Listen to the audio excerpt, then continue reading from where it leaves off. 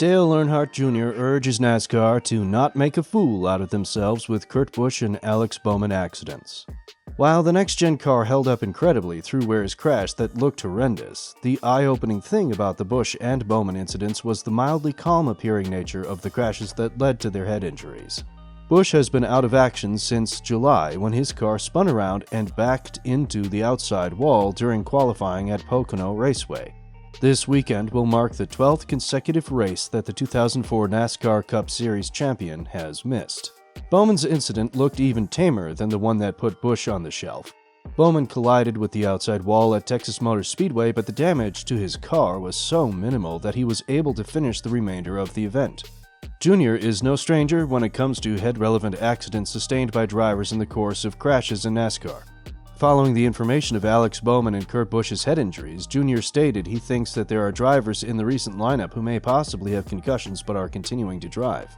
Jr. mentioned, "We're having more people step up and say I've got a concussion. We've got Kurt Busch and Alex Bowman who's out of the race car this year alone with a concussion. And those are the only two we know about, right?" He also said, "Let's not fool ourselves, drivers will get a concussion and race with it." He continued, "And would not shock me if several of these guys either got a concussion unknowingly and got back in the car or knew that they had suffered some sort of a concussion in a crash and continued to race. And so we only know about these two, and that's a big step up in percentages of people speaking out about having a problem in any particular year. And so we absolutely have a problem with this race car. NASCAR is going to fix it." On the other hand, NASCAR vows that they are improving communication between the sanctioning body and the drivers. NASCAR says that they were able to get into about 90% of the topics that they and the drivers had hoped to talk about during the meeting, and that a second meeting could take place as early as Sunday before the Bank of America Royal 400 or in the coming weeks. Regardless, when the next meeting happens, NASCAR wants the drivers to understand that they are heard, and NASCAR is actively working on a resolution to the stiff rear ends of the next-gen car. Earnhardt has also himself been a sufferer of concussion-like signs or symptoms. It was back in the day when he experienced repeated concussions in the course of wrecks. During an interview on the Bussin' with the Boys podcast, Earnhardt mentioned, "I assume if I hadn't got married and had youngsters, and with that incident in 2016, I might nevertheless be racing these days. When I only had myself to live for, I would likely be myself back again in that very same situation."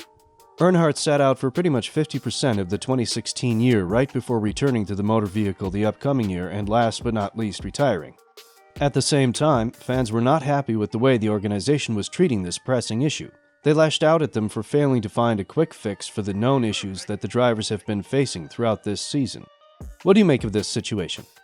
Do you think that NASCAR is doing enough for its drivers? Let us know your understanding of the matter in the comments section below. Well, that's it from this video. We hope you enjoyed this video. If you'd like to see more of our content, please subscribe to our channel.